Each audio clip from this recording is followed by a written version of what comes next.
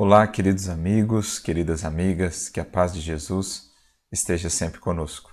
Retornamos para dar continuidade aos nossos estudos da obra Depois da Morte de Leon Denis. Nos 2 últimos episódios nós já tratamos aí alguma parte desse primeiro capítulo da segunda parte da obra, segunda parte que se chama Os Grandes Problemas, e esse primeiro capítulo, o capítulo 9 da obra, mas o primeiro da segunda parte, que trata sobre o universo e sobre Deus. A gente já conversou no primeiro momento aí, no primeiro episódio que comentamos sobre esse capítulo, sobre a importância do Criador como esse fundamento, esse ponto de partida para a reflexão sobre os grandes problemas da vida e do universo. Falamos ainda nesse episódio que basicamente existiriam 2 caminhos aí de apreensão e de conhecimento do Criador e das suas leis. 2 livros que são dados ao ser humano, à humanidade, a fim de que possa estudar sobre o Criador, melhor reconhecê-lo, reconhecer as suas leis e, naturalmente, passar a viver a partir dessas leis, conduzir-se a partir dessas leis. O primeiro desses livros nós já estudamos no segundo episódio que tratamos desse capítulo, o último episódio, em que falamos sobre a criação divina, a natureza, como esse livro onde nós podemos ler ali os caracteres da lei divina, onde podemos perceber melhor os seus atributos, as suas características, enfim, tratamos acerca da natureza como um desses espelhos, por meio do qual a criatura humana pode enxergar os reflexos do atributo divino. A beleza da criação como essa sombra divina que está em toda a natureza. E hoje, nesse episódio, nós vamos tratar então do segundo livro que nos foi dado para estudarmos essas leis e melhor conhecermos o Criador. Vamos falar hoje sobre o livro da nossa consciência, dessas leis que estão gravadas em nós mesmos, como aprendemos lá no Livro dos Espíritos, na conhecida questão 621 e 621A de O Livro dos Espíritos. Na nossa consciência está gravada a lei divina. Lei essa muitas vezes esquecida e justamente relembrada por aqueles espíritos que o Criador envia de tempos em tempos, em todas as culturas, em todos os povos, sendo Cristo esse Espírito por excelência enviado pelo Criador, para nos relembrarem dessas leis esquecidas e menosprezadas, como nos dizem os Espíritos, lá na questão 621A. Então esse é o outro livro fundamental que nos cabe conhecer, sobre o qual nos cabe meditar e refletir, para que possamos realmente aprofundar a nossa compreensão do Criador e das suas leis. Daí também a importância do processo de autoconhecimento, que Santo Agostinho vai mencionar lá na questão 919A de O Livro dos Espíritos também. Porque se essas leis estão gravadas em nós, se essa voz divina se manifesta por meio da nossa consciência, então é importante que possamos nos voltar a nós mesmos e encontrar essas leis e ouvir essa voz. É preciso silenciemos um pouco todos os estímulos do exterior para que possamos, então, nos conectar com esse nosso universo interior e com essa voz que aqui ressoa, a voz divina a nos orientar. Então é sobre isso que nós vamos falar nessa parte que Denis vai dedicar isso nesse capítulo 9. Como a gente falou, cada capítulo, às vezes, ele possui algumas subdivisões que são separadas por asterisco. Essa subdivisão vai começar ali no parágrafo que começa assim, ó. Ao mesmo tempo que as leis do mundo físico mostram e tudo mais. Então, no parágrafo seguinte, Leon Denis diz assim: o espetáculo da natureza, o aspecto dos céus, das montanhas, dos mares, apresentam ao nosso espírito a ideia de um Deus oculto no universo. Então foi o que nós trabalhamos no episódio passado, o livro da natureza. Agora ele vai para o segundo livro. No parágrafo seguinte, a consciência mostra-o em nós. Ou antes, dá-nos alguma coisa dele, que é o sentimento do dever do bem é um ideal moral para onde tendem as faculdades do espírito e do coração. O dever ordena imperiosamente, impõe-se, sua voz domina todas as potências da alma. Mais adiante, ainda no mesmo parágrafo, ao final, ele diz: a voz da consciência é a manifestação em nós de uma potência superior à matéria, de uma realidade viva e ativa. Então, por onde se expressa essa presença divina em nós? Onde está a nossa conexão mais fundamental com o Criador? Ela se manifesta na consciência, na voz da consciência. É esse o templo divino que nos compete ali acessar. É interessante isso, se a gente lembrar do próprio exemplo do templo lá do Antigo Testamento. Alguns estudiosos, numa reconstrução que fizeram ali do tabernáculo, ao olhar de cima percebemos que temos ali a figura de um ser humano. É como se implicitamente as escrituras, a inspiração ali das escrituras quisesse nos dizer que o verdadeiro templo é a própria criatura humana. E o templo lá, o tabernáculo, era dividido em partes. Nós tínhamos a parte mais externa, o átrio, depois nós tínhamos ali o lugar santo, que era separado do átrio por um primeiro véu. Ali só entravam os sacerdotes. E depois nós tínhamos um último lugar mais interno do templo, chamado o Santo dos Santos, que era separado do lugar santo por mais um véu. E ali só entrava o sumo sacerdote. E o que estava ali naquele lugar santo? Ou no Santo dos Santos, melhor dizendo, ali estavam as tábuas da lei recebida por Moisés. Então, olha que interessante a analogia. Se a figura ali era a figura de um ser humano, ou seja, se os espíritos queriam nos dizer que, na verdade, o templo é o próprio ser humano, e se a parte mais interna desse templo, o Santo dos Santos, ali estavam as tábuas da lei, que representação nós temos ali? Senão a representação de que no mais íntimo da criatura humana, lá estão gravadas as leis divinas. As tábuas da lei ali representavam essas leis divinas que estão gravadas em nossa consciência, o mais íntimo do nosso templo interior, só acessado aí pelo sumo sacerdote. É interessante essa gradação, Os sacerdotes representam aquelas consciências que, teoricamente, já têm mais comprometimento com a vivência e com o conhecimento das leis divinas. Então, eles conseguem vencer aí um primeiro véu e ir um pouco mais fundo em si mesmos. Agora, o sumo sacerdote, que era um símbolo que Paulo vai trabalhar, por exemplo, do Cristo, é aquele ser, aquela consciência que já foi no mais fundo de si mesmo, que já entrou realmente na conexão profunda com o Criador. Aliás, essa era outra característica do lugar lá, o Santo dos Santos.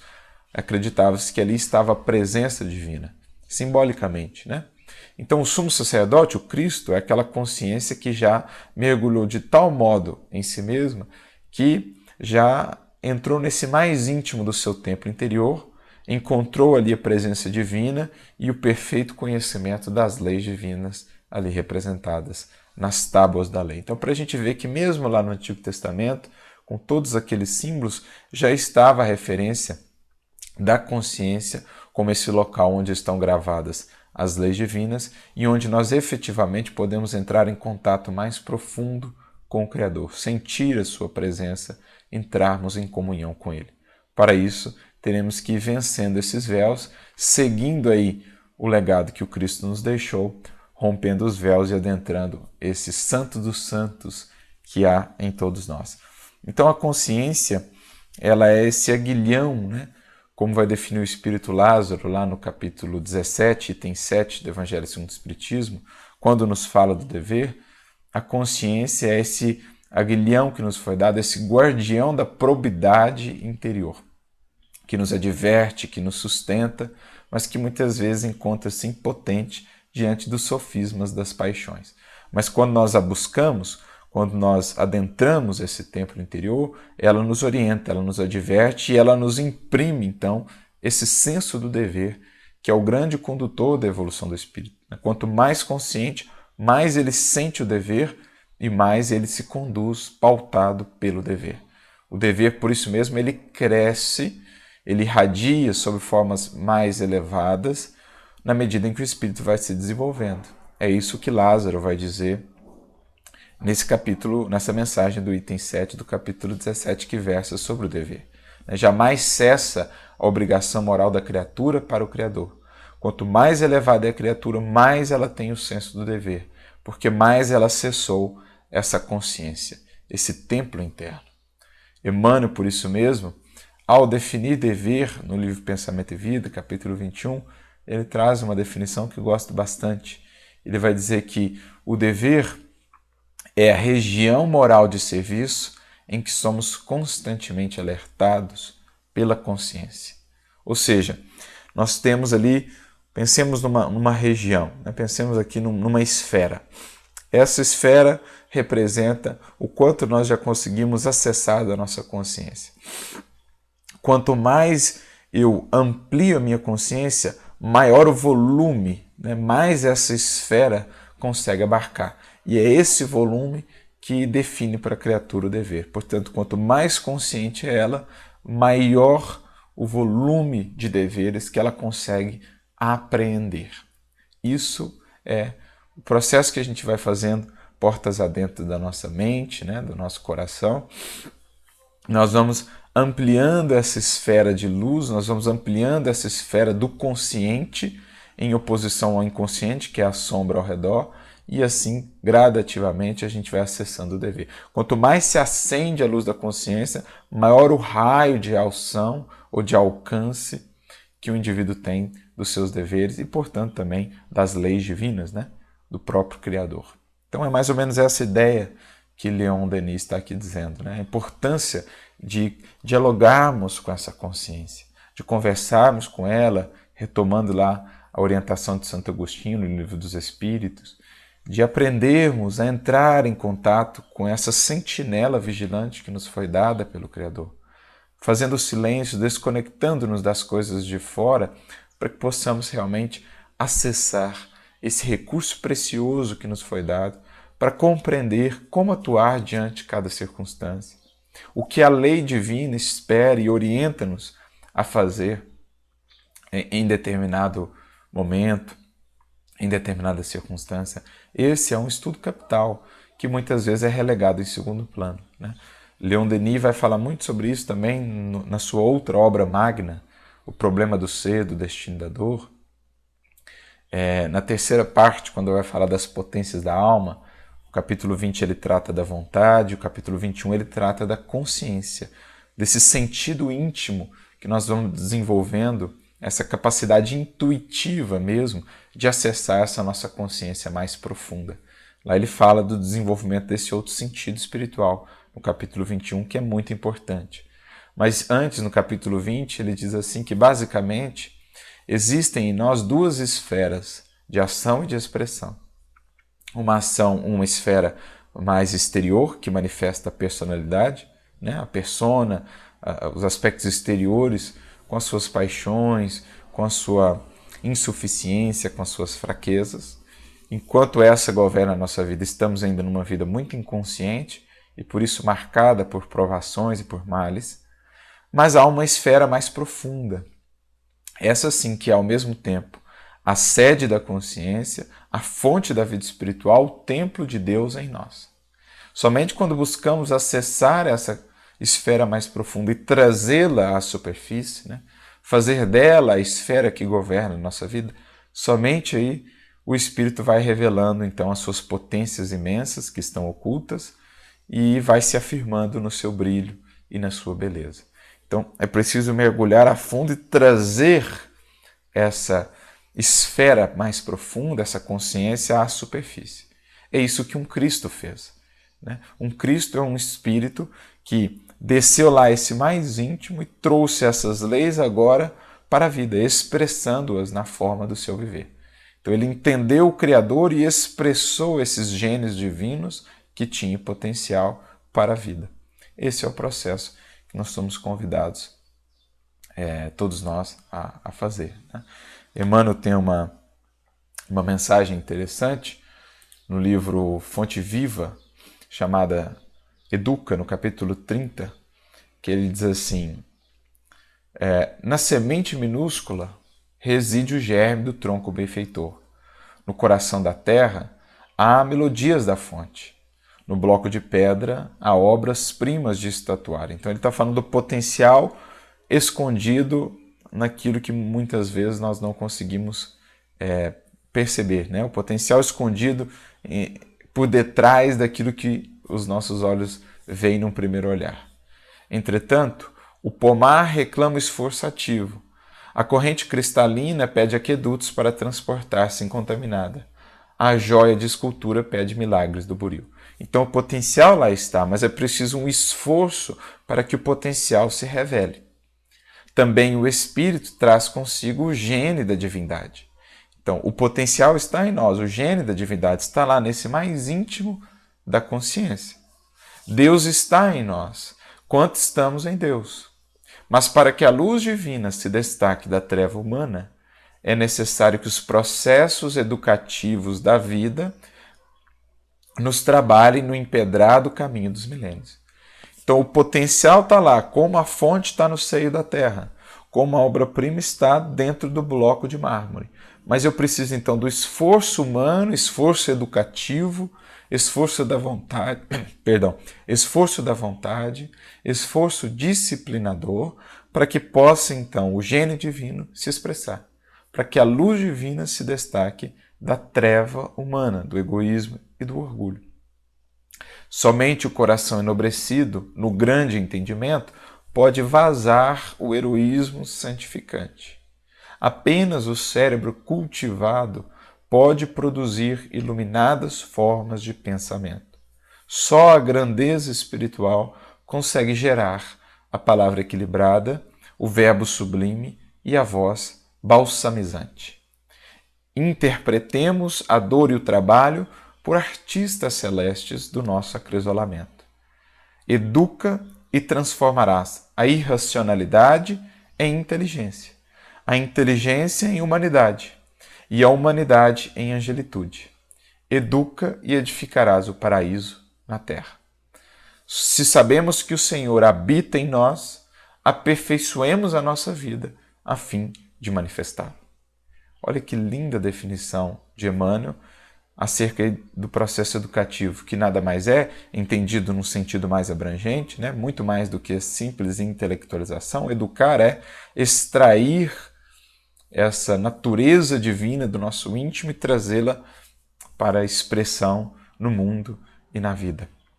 Educar é expressar esse gene divino que todos temos em potencial. É o que o Denis estava falando lá no problema do ser destinador, é trazer essa esfera mais íntima para fora.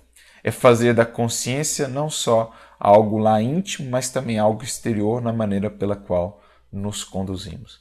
Então aí está a presença divina, né, em nós, manifestada nessa consciência.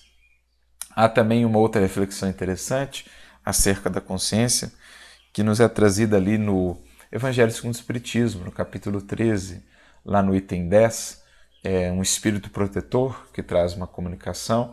Em determinado momento ele diz assim: Deus, em sua misericórdia infinita, pôs no fundo do nosso coração uma sentinela vigilante, que se chama consciência.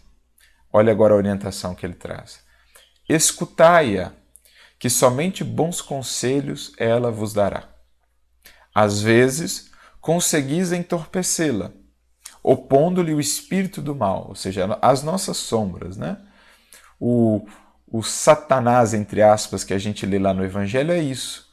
Satanás é adversário. Às vezes nós nos tornamos adversários de nós mesmos, pelo orgulho, pelo egoísmo, pelas paixões, nós opomos à consciência esse espírito do mal. Isso é o que lá no Evangelho se chama de Satanás ou de diabo, que diabo é uma palavra grega, Satanás é uma palavra aramaica, hebraica, mas que tem esse mesmo sentido, aquilo que se opõe à lei divina, aquilo que se opõe à consciência em nós.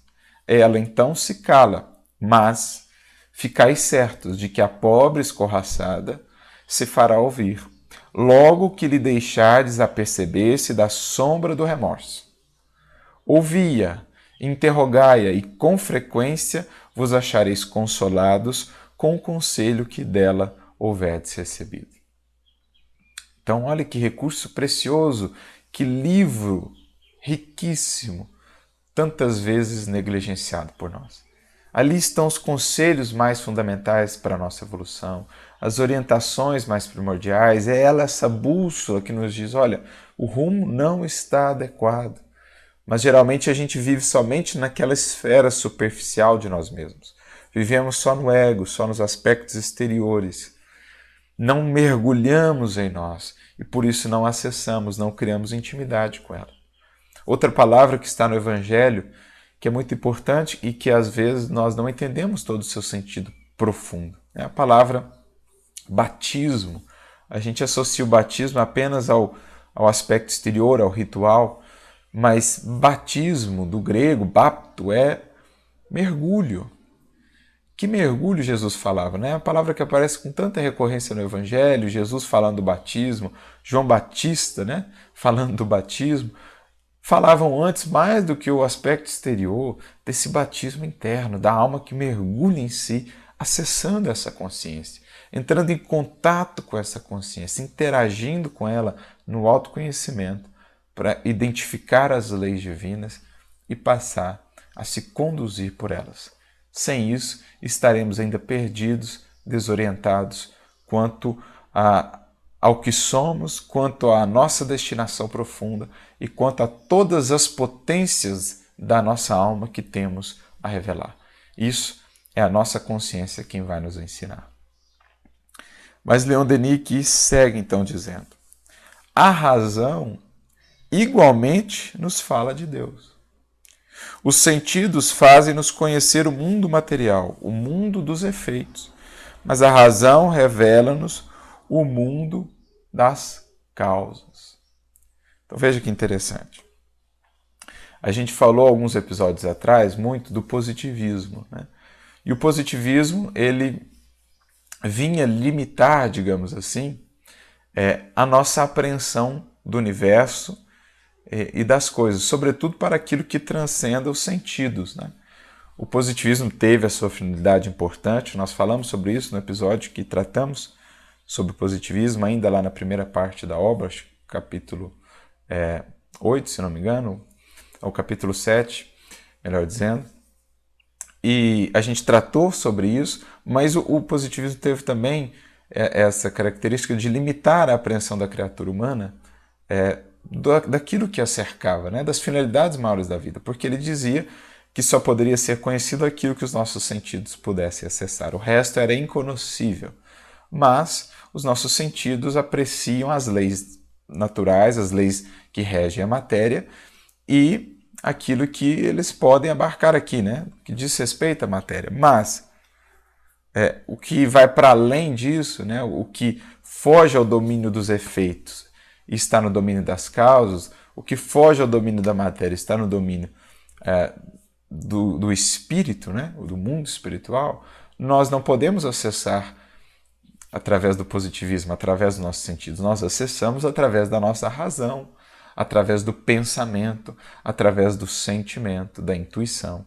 Então são outras faculdades do espírito. A filosofia em si mesma é isso, né?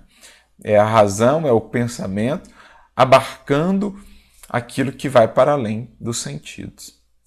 Então, a razão também nos fala de Deus. É um atributo que nos é dado e que estamos desenvolvendo aqui na humanidade, né? O principal atributo que o ser humano, né, que o ser está desenvolvendo nesse período da humanidade em que estamos é justamente a razão. Razão esta que é coroada pelo dever, pela vontade, né? Quanto mais o indivíduo desenvolve plenamente a sua razão, mais ele tem consciência do dever, por isso mais ele compreende a lei divina e mais ele atua de acordo com ela. O espírito Lázaro, lá no Evangelho segundo o Espiritismo, no capítulo 17, item 7, quando fala o dever, vai dizer que o dever é o laurel, o mais belo laurel da razão. Então, quanto mais a nossa razão está desenvolvida, mais ela compreende o dever. Compreender o dever é compreender as leis divinas, é compreender o Criador. Emmanuel, quando fala da vontade no capítulo 2 do Pensamento e Vida, vai dizer que a vontade é a auréola da razão.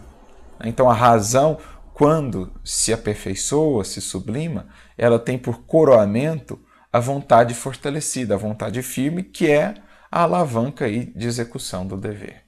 Então, é o que Leon Denis está dizendo. A razão também nos fala de Deus. Só que, ele acrescenta, mais adiante, a razão, ele acrescenta aqui, a razão descobriu as leis universais antes da experiência. O que esta fez foi tão somente confirmar as suas previsões e fornecer as provas. Porém, há graus na razão. Ela não é igualmente desenvolvida em todos os homens. Daí a desproporção e a variedade de opiniões. Antes aqui uma frase importante também. A razão é superior à experiência. Esta verifica os fatos, a razão agrupa-os e deduz as suas leis. Então ele está falando o seguinte, ainda em relação ao positivismo. A experiência sensorial, ela verifica os fatos. Então, as leis aqui da matéria são deduzidas a partir dos fatos. Mas quem deduz essas leis? A razão. Então, eu verifico os fatos, a experiência sensorial me fala dos fatos, mas é a razão que os concatena, que os organiza e daí deduz as leis. Isso com relação às questões materiais. Também em relação às questões do espírito. Em relação a nós mesmos, né? É a razão que nesse estudo de nós mesmos vai deduzindo essas leis morais que nos regem. Né? Por isso que ele fala aqui, a razão descobriu as leis universais antes da experiência. O pensamento filosófico vai, digamos assim, lançando essas suas redes, essas suas teias, para ir aprendendo as leis universais e a experiência, os fatos, vêm corroborar também essas, digamos assim, deduções da razão. Mas é importante também analisar que no próprio advento do Espiritismo, por exemplo, os fatos lá existiram, né? Os fatos que feriam sentidos, e então a razão pôde concatenar esses fatos para daí estabelecer as leis por detrás daqueles fatos, daqueles acontecimentos. Né? Então é o processo racional também de apreensão do universo a partir da experiência sensorial. Naturalmente que espíritos existirão que, já mais adiantados pela própria razão, conseguiram ir muito além daquilo que o seu tempo permitia. Né? Espíritos mais adiantados que conseguiram perceber essas leis muito antes dos recursos técnicos, científicos dos tempos mais modernos. Mas por quê? Porque a sua razão, já mais desenvolvida, já mais habilitada, conseguia, digamos assim, planar voos mais altos antes mesmo que determinados fatos pudessem corroborar aquela apreensão que já tinha. Era algo já conquistado, né? Mas no próprio processo de desenvolvimento do Espiritismo, por exemplo, então tivemos a experiência sensorial dos sentidos, os fenômenos, que foi então estudada pela razão, que é superior, analisa a experiência e dela estabelece, a partir dela estabelece as leis. É o que Leon Denis está dizendo aqui, né? É o que a gente chama de fé raciocinada. Eu parto então de um princípio, eu entendo o processo e antes mesmo dos fatos em si, eu já consigo entrever o acontecimento, né? O que está por trás daquilo. Quer ver um exemplo? Aquele centurião que Jesus elogia por conta da sua fé. Né? Ele jamais vi em todo Israel alguém com tamanha fé. Porque ele diz assim, ele vai até Jesus pedindo a cura do seu servo. Jesus então diz que vai até a sua casa para curar. Mas ele então diz, não é preciso, porque eu tenho aqui muitos que me servem. Se eu dou uma ordem, eles vão e executam. Mas eu sou aqui um chefe, eu tenho um cargo de autoridade entre os homens. Você tem a autoridade máxima do seu espírito. Se eu tenho aqueles que me servem, cumprem as minhas ordens mesmo à distância, quanto mais você. Então olha que exemplo interessante. Antes mesmo do fato, né, pela própria razão, pelo pensamento, o centurião pôde conceber a grandeza do Cristo e pôde chegar a essa conclusão de que, se aquilo acontecia com ele, muito mais com Jesus. Então é a fé raciocinada, é a razão que vai deduzindo as leis, vai deduzindo os aspectos das leis que muitas vezes estão ocultos.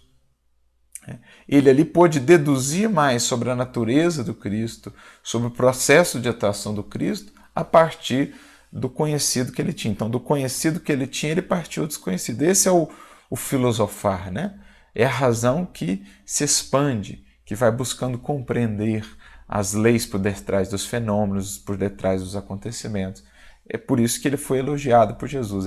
Ele é o símbolo, é a representação no Evangelho da fé raciocinada, que vai partindo do conhecido para devassar o desconhecido, que vai, a partir de determinados fenômenos, entendendo a lei por detrás desses fenômenos e, por isso, deduzindo o que vai acontecer com outros fenômenos, né? se antecedendo a outros fenômenos, porque se entende o princípio por detrás. Então é o que Denis está dizendo aqui. Mas ele acrescenta, né? Há graus na razão. Então a razão ela vai se aperfeiçoando. E por isso a desproporção das opiniões e a variedade, né, das opiniões. Por quê? Tem indivíduos que estão ainda no limiar do desenvolvimento da razão, ali começando, ela está apenas desabrochando, outros já têm a razão sublimada. Né? Quando Kardec pergunta aos espíritos, no Livro dos Espíritos, na questão 75A, o porquê que a razão não é sempre um guia infalível, eles dizem. Eles falam assim, por conta da má educação, do orgulho e do egoísmo. Ou seja, as nossas paixões turvam a razão e impedem que ela seja sempre um guia infalível. Quanto mais purificado o espírito, portanto, mais ele consegue ter uma razão clara e melhor consegue aprender as coisas. Por isso que muitas vezes o indivíduo tem uma grande inteligência, é um cientista do mundo com uma grande capacidade, mas no que diz respeito às leis morais e espirituais, está ainda quase que na infância, está ainda no beabá. Por quê? O orgulho e o egoísmo toldam a sua razão no que diz respeito ao estudo das leis morais, das leis espirituais, das leis divinas, do próprio Criador. Então, embora muito hábil, né, com grande conhecimento no que diz respeito às leis da matéria, no âmbito das leis morais, a sua razão está turvada por conta do orgulho e do egoísmo. Então, para que a fé seja realmente raciocinada, por exemplo, a gente precisa também pensar numa razão iluminada. O Emmanuel tem uma mensagem muito interessante que está no livro Coletânea do Além, capítulo 48, intitulada Sentimento e Razão, em que ele diz assim, nos nossos círculos espíritas, nós falamos muito sobre fé raciocinada, mas nos esquecemos de falar também sobre razão iluminada. Porque para que a fé seja raciocinada, eu preciso de uma razão que não tenha viés, que não seja enviesada, que não esteja turvada. E eu só consigo isso a partir de um coração iluminado, vencendo o orgulho e o egoísmo, ou seja, humildade. É por isso que Jesus fala, olha, glória te dou, Pai, porque ocultou estas coisas aos sábios e aos entendidos e as revelou aos pequeninos. Por que os pequeninos? Porque os pequeninos têm humildade. Em tendo humildade, a sua razão está purificada e eles conseguem acessar coisas que os sábios entendidos, contaminados pelo orgulho, não conseguem acessar. Então, mais adiante, ele diz assim, ó, a razão calcula, cataloga, compara, analisa. O sentimento cria, edifica, alimenta, ilumina. A primeira razão é o homem que termina a laboriosa etapa evolutiva. O segundo, o sentimento, né, é o anjo que começa nas suas manifestações iniciais a caminho da espiritualidade pura. Antes, um aspecto importante, ele diz assim, ó, se é certo que o sentimento sem a fiscalização do raciocínio pode conduzir ao absurdo, ou seja, a fé cega, né, fanatismo, superstição, o raciocínio sem o sentimento pode conduzir ao absurdo mais lamentável, que é o egoísmo gerando as guerras, a fome, todas as chagas da humanidade. O cérebro e o coração não podem viver separados na tarefa construtiva. Sem a perfeita harmonia de ambos, todo o trabalho edificante torna-se impossível. O primeiro sem o segundo fez o veneno ideológico da negação. Então, o raciocínio, né, sem o sentimento leva ao ceticismo, à negação, à descrença, ao materialismo, com as suas nefastas consequências. O segundo, sem o primeiro, o sentimento, né, sem o raciocínio, descansou nos domínios da fantasia e da extravagância dogmática. Então, é a fé dogmática, é a superstição e etc. Então, é preciso aliar aí à razão um sentimento purificado, iluminado, com humildade, para que a razão realmente consiga se sublimar e avançar no entendimento das leis divinas, do universo e do Criador. Por isso, mais adiante, a razão é o caminho humano, o sentimento é a luz divina. Por esse motivo, todos os investigadores da verdade transcendente que percorram a estrada da experimentação sem a fé marcham às escuras e, não raro, esbarram na solidão e no desespero. Então, é isso que Denis está dizendo aqui também. A razão, ela tem gradações. Para que ela não se perca, para que ela não se segue, é preciso trabalhar o sentimento. Por isso os Espíritos nos falam, fora da caridade não há salvação, em conjunto com fé inabalável, é somente aquela que pode encarar a razão. Por quê? Em buscando a caridade, buscamos também a humildade, buscamos vencer o orgulho e o egoísmo. Com isso, a nossa razão se torna límpida, se torna pura, e ela então é capaz de analisar a fé com propriedade, estabelecendo uma fé sólida. Então, é importante juntar esses dois pilares no Espiritismo, fé raciocinada com razão iluminada. Sem isso, a razão se perde, ela não alcança todo o seu potencial, ela não consegue ir muito a fundo no que diz respeito à apreensão das leis divinas, né? Emmanuel tem alguma série de questões no livro O Consolador, ali das questões das questões 197 em diante, em que ele vai falar dessa relação entre razão e fé. Fica aí a sugestão para analisarem algumas delas, mas a gente trouxe aqui, por exemplo, a questão 200. Onde localizar a origem dos desvios da razão humana? Então, quais são os principais fatores que têm desviado a nossa razão? E ele diz aqui, a origem desse desequilíbrio reside na defecção do sacerdócio nas várias igrejas que se fundaram nas concepções do cristianismo, ocultando a verdade para que prevalecessem os interesses econômicos dos seus transviados expositores. Essas expressões religiosas operaram o desvirtuamento da fé, fixando sua atividade por absoluta ausência de colaboração com o raciocínio no caminho infinito de conquistas da vida. Então, muito dos desvios da razão nossa está vinculado aí aos interesses que influenciaram a nossa experiência da fé, da religiosidade, gerando esse obstáculo aí à nossa razão, para que seja uma razão realmente purificada na compreensão das leis divinas. Por isso, tanta incompreensão com relação às leis divinas e com relação ao próprio Criador ao longo dos séculos, que nos levaram aos excessos de todo tipo, em nome de Deus, em nome do Criador. Então, a razão é esse recurso que precisa ser sublimado, mas que também, quanto mais sublimado vai sendo, mais nos auxilia nesse processo de apreensão e compreensão das leis divinas e do próprio Criador.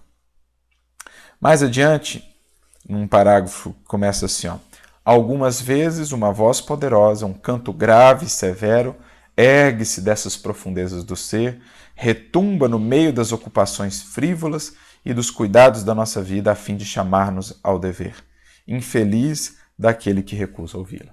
Então, portanto, é a voz da consciência, é esse livro interno que quer ser lido. É a voz do Criador ressoando em nós, mas que precisa aí do silêncio dos ruídos do mundo e das paixões para ser ouvida. No parágrafo seguinte, sim, há em cada um de nós fontes ocultas de onde podem brotar ondas de vida e de amor, virtudes, potências inumeráveis. É aí, é nesse santuário íntimo que cumpre procurar Deus. Deus está em nós ou pelo menos há em nós um reflexo dele. Ora, o que não existe não poderia ser refletido. As almas refletem Deus como as gotas do orvalho da manhã refletem os fogos do sol, cada qual segundo o seu brilho e grau de pureza. Como Emmanuel vai falar também sobre a mente, né? Esse espelho da vida, lá no livro Pensamento e Vida, quanto mais purificada a alma, mais ela é capaz de refletir essa glória divina que está ali nela, também em potencial. Então, esse é o outro livro, é o outro caminho que nos compete trilhar para a apreensão divina. Desenvolver esse sentido íntimo para acessar essa nossa consciência, como o Denis fala lá no capítulo 21 do livro Problema do Ser, do Destino da Dor. Então, Denis faz aqui também uma mudança, né, naquele subcapítulo, uma nova divisão, em que ele vai falar, então, estudados esses dois livros aí de compreensão do Criador, ele vem falar dessa nossa compreensão, então, de Deus. E ele vem falar dessa nossa relação nesse processo aí de compreender a Deus, nessa nossa relação com Ele. E ele diz assim, o parágrafo começa, pode-se levar mais longe do que temos feito a definição de Deus? Definir é limitar. Olha que interessante isso, né? O próprio ato de definir Deus é limitá-lo, mas para nós, seres limitados, é um processo necessário para que possamos cada vez mais compreendê-lo. Mas é importante lembrar sempre que definir o Criador é, em si mesmo, de algum modo, limitá-lo. Em face desse grande problema, a fraqueza humana aparece. Deus impõe-se ao nosso espírito, porém escapa a toda análise. O ser que enche o tempo e o espaço não será jamais medido por seres limitados pelo tempo e pelo espaço. Querer definir Deus seria circunscrevê-lo e quase negá-lo. Por isso, somente quando o espírito vai se libertando das limitações do tempo e do espaço, que são limitações associadas à materialidade, quanto mais o espírito vai alcançando a vida em plenitude e eternidade, mais ele vai conseguindo abarcar a grandiosidade divina. Né? É mais ou menos aquela historinha sobre Santo Agostinho, certa feita, nos seus estudos, ainda enquanto encarnado, lá em Hipona, tentando entender a natureza divina, Santo Agostinho ficou ali refletindo por muito tempo, mas em determinado momento ele se exauriu, né? Ele se cansou, então ele sai para caminhar, e está caminhando ali na praia, uma cidade costeira, e ele vê uma criancinha que fazia um movimento ali regular, ela ia até o mar, depois voltava, tinha um buraquinho que ela havia aberto na areia, voltava, ia até o mar, ele foi chegando mais perto, percebeu que ela tinha uma conchinha em mãos, ela pegava a água do mar e colocava naquele buraquinho, e fazia esse processo constantemente. Então ele chegou à criancinha, e puxou conversa, perguntou para ela, o que você quer fazer? E a criancinha então, com aquela ingenuidade aparente, voltou-se para ele e disse, eu quero colocar, apontando, né, para o mar, tudo aquilo aqui, nesse buraquinho. Então Santo Agostinho respondeu, mas você não vê que isso é impossível? E aquela criancinha então respondeu, e você também não vê que é impossível que toda a grandeza do absoluto possa caber aí na sua inteligência limitada, na sua razão limitada? Ele leva aquele impacto, né? E quando ele dá por si, a criança não estava mais ali. Então foi uma maneira da espiritualidade superior de dizer, e para todos nós, que é preciso ganhar largueza de alma para podermos acomodar cada vez um pouquinho mais da grandeza divina. Né? Somente o espírito que vai ganhando essa grandeza, ampliando as suas capacidades perceptivas, é que vai conseguindo conter essa grandiosidade do Criador. Porque nós sempre aprendemos Deus segundo a nossa medida. Né? Segundo a nossa medida, a medida com que medimos Deus, é que somos medidos de volta, é o que recebemos dele. Deus não dá o Espírito por medida, o que dá a medida somos nós. Né? A medida é dada a cada um segundo aquilo que estabeleceu por si. Então, o Criador na sua imensa, infinita grandeza. Nós estamos em construção, ampliando as nossas possibilidades para captar cada vez mais essa grandiosidade do Criador. Mais adiante, no parágrafo que começa assim, até aqui, o homem só viu Deus através do seu próprio ser. E a ideia que dele fez variava segundo o contemplava por uma ou outra de suas faculdades. Ou seja, é a medida de cada um, né? Então, aquele que está num patamar vai ver Deus assim. O que já está num patamar superior amplia a sua visão de Deus. Por isso, a proposta é irmos subindo esses patamares, né? Diz Jesus, sede perfeitos como perfeito é vosso Pai. Quanto mais nos aperfeiçoamos, mais compreendemos e abarcamos a perfeição divina e as suas leis. Né? No parágrafo seguinte, na metade, Denis prossegue. Não, melhor. No parágrafo seguinte, ele diz assim: assim se explica a diversidade das religiões e dos sistemas, tanto mais elevados quanto têm sido concebidos por espíritos mais puros e mais esclarecidos. Por isso, essa imensa diversidade, essa variedade de apreensões do universo e do Criador nas diferentes expressões religiosas, né? Quanto mais purificam-se os espíritos, maior e mais profunda é essa apreensão. O Cristo em excelência é esse grande revelador da natureza divina, porque ele, como nenhum outro que já esteve na Terra, foi o que mais se purificou e por isso o que mais podia conter essa expressão divina e revelá-la a nós. Quando se consideram as coisas por cima, as oposições de ideias, as religiões e os fatos históricos se explicam e se reconciliam numa síntese superior. Então, quando eu estou aqui muito embaixo, numa análise muito rasteira, tudo parece absolutamente contraditório. Mas quando eu me elevo e passo a entender esses mecanismos, passo a entender que esses vários prismas dependem do patamar em que cada consciência chegou, do patamar em que cada espírito que revelou aquilo chegou. Então, tudo isso vai se explicando e o que parecia absolutamente contraditório vai se encaixando, porque eu vou vendo um processo gradativo, um processo ascensional de compreensão do Criador pelas criaturas e pela humanidade, né, pelas comunidades, pelas civilizações de um modo em geral. Por isso, ele prossegue no parágrafo seguinte: a ideia de Deus, debaixo das formas diversas em que o tem revestido, evolve entre dois escolhos nos quais esbarram numerosos sistemas. Então, lá no fundo está Deus, e nós o temos revestido com determinadas ideias, segundo as possibilidades que temos tido ao longo dos séculos de abarcá-lo. Mas existem principalmente dois escolhos nos quais nós temos esbarrado, nessas ideias que temos tido de Deus ao longo dos séculos. Né? Desde lá daquele Deus muito humano, vingativo, lá do passado, às ideias mais recentes que nós temos tido. Por exemplo, um desses escolhos, que é o panteísmo. Ele diz assim, um desses escolhos é o panteísmo, que conclui pela absorção final dos seres no grande todo.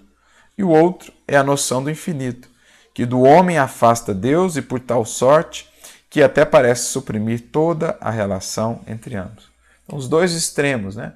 Um panteísmo, que Kardec e os Espíritos vão falar ali no Livro dos Espíritos, na questão 14, 15, 16, em que o ser humano se faz Deus, se faz uma parte de Deus. Não tem nada a ver aqui com o vós sois deuses de Jesus, né? Que ele resgata lá do Salmo. Ali está se falando do Elohim, em hebraico traduzido por Deus, o mesmo Elohim que está lá no início do Gênesis. No princípio criou Deus, mas na verdade a palavra é Elohim, deuses. Está se falando ali dos espíritos divinizados, né? Mas o panteísmo é o quê? É a criatura humana que se faz Deus. Como está lá os espíritos na questão 15, quando falam do panteísmo, não podendo ser Deus, o ser humano, o homem, quer ao menos ser parte dele. Não é essa a relação aqui. Nós temos atributos divinos em nós, a natureza divina a ser expressada em nós, mas nós não somos Deus. Então, o panteísmo é um dos extremos em que nós nos fazemos Deus. E o outro extremo é o infinito, no sentido assim, nós colocamos Deus tão distante de nós, fazemos dele algo tão distante de nós, que não há qualquer relação entre ele e nós.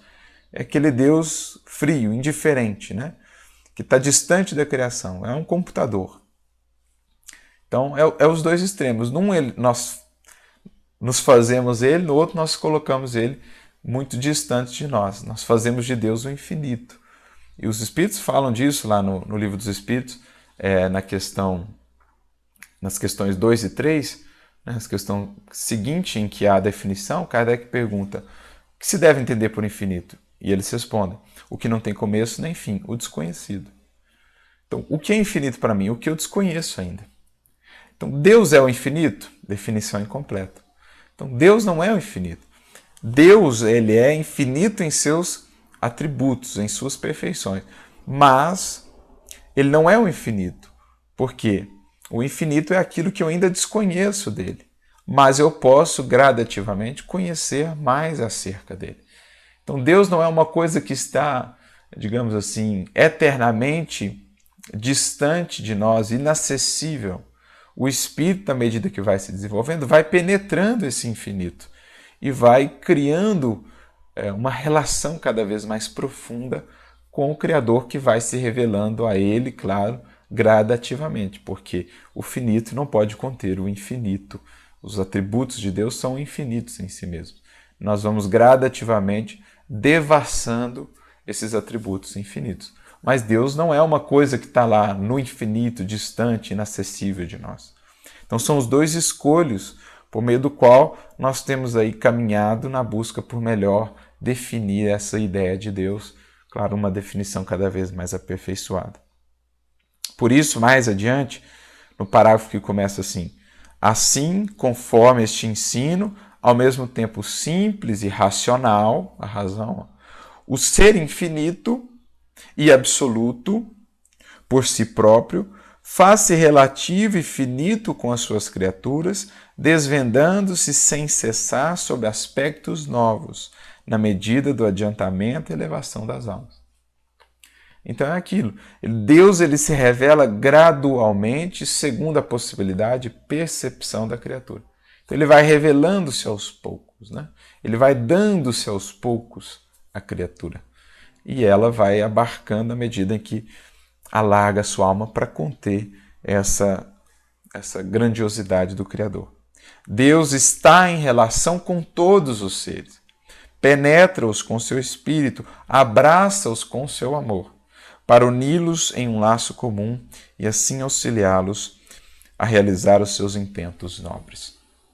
Então ele abraça, envolve a todos os seres, sustenta-os no patamar da vida em que estão e revela-se a cada um deles, sobretudo na consciência, segundo as possibilidades que já tem no patamar em que estão da evolução. Né? Então a nossa consciência ela vai sendo revelada. Daí aquele exemplo que a gente falou lá do templo, né? Que está lá no Antigo Testamento. O que separava aqueles vários estágios do templo? Véus, para transmitir essa ideia de um desvelar. E eu vou acessando então essa presença divina, essa compreensão divina, na medida que vou vencendo, superando esses véus, portas adentro do templo da consciência. Sua revelação, ou antes, a educação que ele dá às humanidades, faz-se gradual e progressivamente pelo ministério dos grandes espíritos. Então, gradualmente, ele vai revelando a verdade, que é aí as suas leis, que é a sua própria expressão, iluminando as consciências e impulsionando-as no progresso. Como diz Jesus na prece final que faz lá no Evangelho de João, capítulo 17, santifica-os, Pai, na verdade, a tua palavra é a verdade. Ou seja, a revelação divina é a verdade, mas a verdade é modulada, é graduada, como está lá no Livro dos Espíritos, questão 628. A cada tempo, as humanidades recebem a revelação que já podem da verdade, que nada mais é do que o resgate dessa verdade que já está na consciência. Esses espíritos vêm justamente para relembrar o que está na consciência e ajudar-nos a penetrar esse templo interior. Então, o Cristo por excelência, esse revelador do Criador. Então, é basicamente isso que nós gostaríamos de falar nesse episódio sobre esse outro livro de apreensão do Criador, que está aí na consciência, que aos poucos vai sendo desvelado, aos poucos vai sendo lido, sobre essa nossa compreensão do Criador, que é sempre limitada, mas que vai sendo ampliada na medida em que vamos crescendo, sobre o papel desses espíritos que vêm nos fazer contribuir para esse nosso processo de educação. Nós demos aqui uma mensagem muito interessante sobre educação. O papel deles, que é o de resgatar essas leis gravadas na nossa consciência, mas muitas vezes esquecidas, como está lá na questão 621A de O Livro dos Espíritos. No próximo episódio nós vamos ainda tratar deste capítulo, mas a parte final então deste capítulo, o problema do mal diante dessa figura de Deus como supremo amor e suprema inteligência. Como explicar aí o problema do mal? Nos vemos então no próximo episódio. Um grande abraço e muita luz a todos.